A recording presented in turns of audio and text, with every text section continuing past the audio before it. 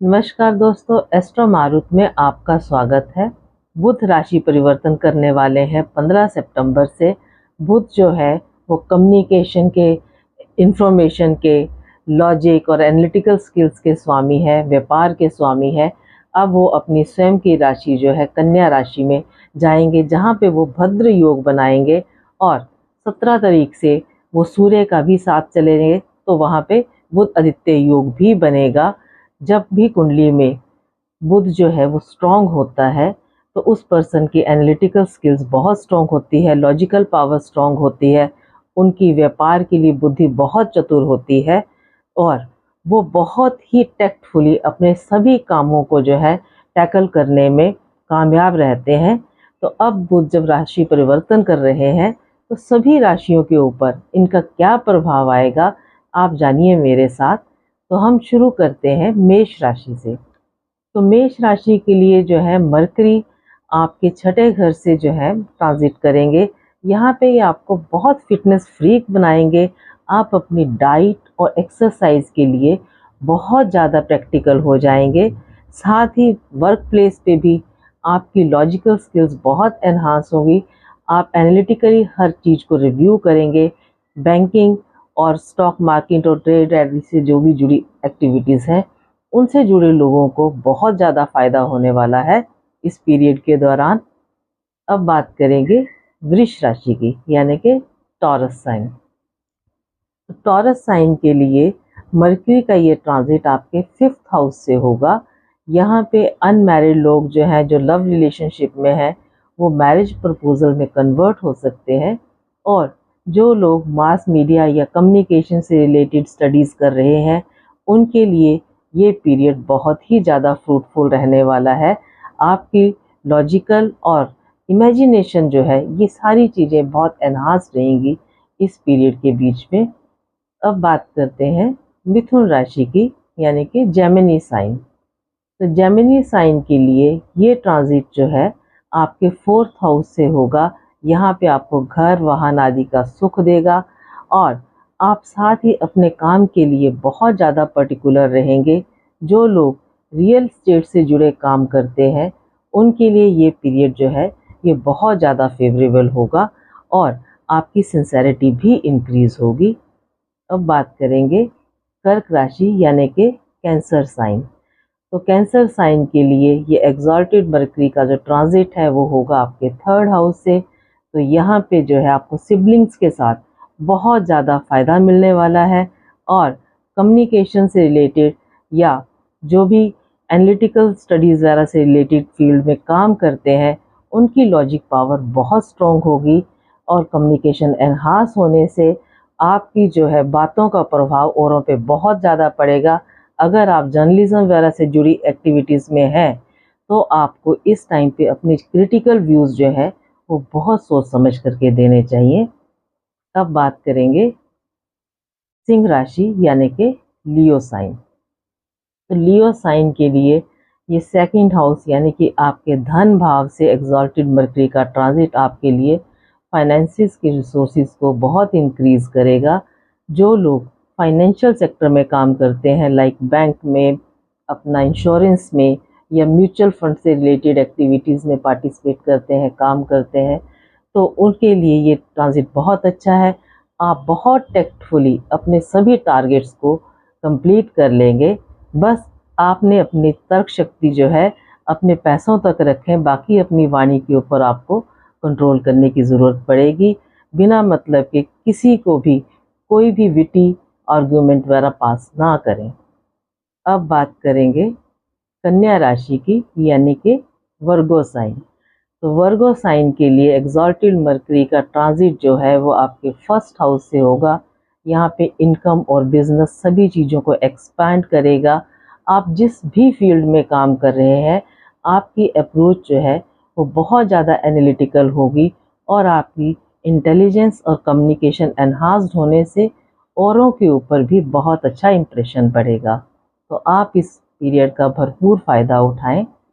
अब बात करेंगे तुला राशि, यानी कि लिब्रा साइन। तो लिब्रा साइन के लिए ये ट्रांजिट जो है ये आपके 12th हाउस से होगा। तो यहाँ पर जो लोग फॉरेन रिलेटेड एक्टिविटीज से जुड़े हुए हैं या MNC वगैरह में काम कर रहे हैं, उनके लिए ये ट्रांजिट बहुत ज़्यादा हेल्पफुल है, बहुत फेवरेबल है। हाँ, मगर अदरवाइज़ आपको अपनी हेल्थ का ध्यान रखना पड़ेगा। साथ ही जो आपके एक्सपेंसेस हैं उनके ऊपर भी ध्यान रखें, सोच समझकर खर्चा करें।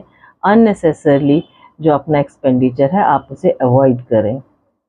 अब बारी करती है वृश्चिक राशि यानी कि स्कॉर्पियो साइन। तो स्कॉर्पियो साइन के लिए ये जो ट्रांजिट है आपके 11th हाउस से होगा। तो 11th हाउस में ये आपके इनकम के सोर्सेज को मल्टीप्लाई करेगा और आपकी फाइनेंशियल स्टेबिलिटी इंक्रीज करेगा। साथ ही आपका जो प्रोफेशनल नेटवर्क है वो भी इंक्रीज होगा और आपकी कम्युनिकेशन और राइटिंग स्किल्स जो है वो इस पीरियड के दौरान बहुत एनहांस्ड होंगी। अगर आप कोई लॉन्ग टर्म इन्वेस्टमेंट करना चाहते हैं तो वो प्लान करने के लिए ये पीरियड सबसे ज़्यादा उपयुक्त है। अब बात करूँगी धनु राशि यानी कि सेजिटेरियस साइन।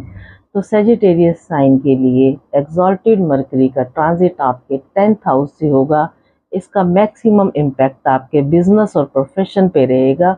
जो लोग कम्युनिकेशन, टीचिंग, काउंसलिंग या पब्लिक स्पीकिंग या एनालिटिकल स्किल से जुड़े हुए जॉब कर रहे हैं उनके लिए ये पीरियड बहुत फेवरेबल है। साथ ही मरकरी आपके 7th हाउस के स्वामी भी है। तो अनमैरिड लोगों को अपने वर्क प्लेस पे जो है वो लाइफ पार्टनर भी मिल सकता है। तो आप इस पीरियड का भरपूर फ़ायदा उठाएं। अब बात करेंगे मकर यानी कि कैप्रिकॉर्न साइन। तो कैप्रिकॉर्न साइन के लिए 9th हाउस से एग्जॉल्टेड मरकरी का जो ट्रांजिट है वो बहुत भाग्यशाली है। आपके जितने भी काम हैं वो आपके भाग्य द्वारा जो है आपकी डेस्टिनी से पूरे होते चले जाएंगे। आपको अपने फादर से भी बहुत फ़ायदा मिलेगा और जो स्टूडेंट्स हायर एजुकेशन के लिए परस्यू करना चाहते हैं उनके लिए, और जो लोग फॉरेन ट्रैवल करना चाहते हैं या अपनी हायर एजुकेशन फॉरेन में जाके करना चाहते हैं तो उनके लिए भी ये पीरियड बहुत ज़्यादा फेवरेबल है। अब बात करूँगी कुंभ राशि यानी कि एक्वेरियस साइन। तो एक्वेरियस साइन के लिए ये मरकरी का ट्रांजिट आपके 8th हाउस से है। यहाँ पे सबसे ज़्यादा सावधानी आपको अपनी हेल्थ से रिलेटेड इश्यूज़ में रखनी पड़ेगी। आपको फूड पॉइजनिंग या इन्फेक्शन होने का डर रह सकता है, but at the same time आपको अपने इन लॉज से फाइनेंशियल गेन होगा इस पीरियड के दौरान। मगर कोई भी रिस्की इन्वेस्टमेंट जो है वो करने से बचें। अब बात आती है मीन राशि यानी कि पाइसेस साइन। तो पाइसेस साइन के लिए 7th हाउस से इस मरकरी का ट्रांजिट अनमैरिड लोगों को सूटेबल मैरिड पार्टनर जो है वो मिल जाएगा और इनकम के सोर्सेज भी इंक्रीज होंगे। यहाँ पे मरकरी जो है वो आपको आपकी मदर के थ्रू भी हेल्प करेगा और साथ ही अगर आपने कोई जॉइंट वेंचर या बिजनेस को एक्सपेंड करना है तो ये पीरियड आपके लिए बहुत अच्छा है।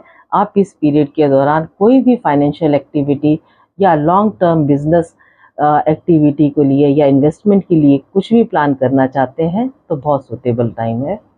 हाँ, अगर आपको इस पीरियड के दौरान बिजनेस, फाइनेंस या रिलेशनशिप या कम्युनिकेशन से रिलेटेड कोई इशू आता है, आप हमेशा अपने दांत जो है फिटकरी से साफ करें। या किसी आप जॉब इंटरव्यू के लिए जाते हैं तो आपको कम्युनिकेशन में प्रॉब्लम आती है, आप हमेशा फिटकरी का एक छोटा सा टुकड़ा अपने साथ रखें और घर से बाहर जब भी जाएं तो आसपास कोई भी छोटी कन्या मिले तो उसका आशीर्वाद लेना बिल्कुल ना भूलें। अगर आपको मेरे दिए हुए सुझाव अच्छे लगते हैं, मेरी वीडियोस में आपको कोई उपाय अच्छा लगे तो आप मेरी वीडियोस को शेयर, लाइक और सब्सक्राइब करना बिल्कुल ना भूलें। और पर्सनल कंसल्टेंसी के लिए मेरा नंबर जो है वो डिस्क्रिप्शन में दिया गया है, आप व्हाट्सएप के थ्रू मुझे कांटेक्ट कर सकते हैं। धन्यवाद।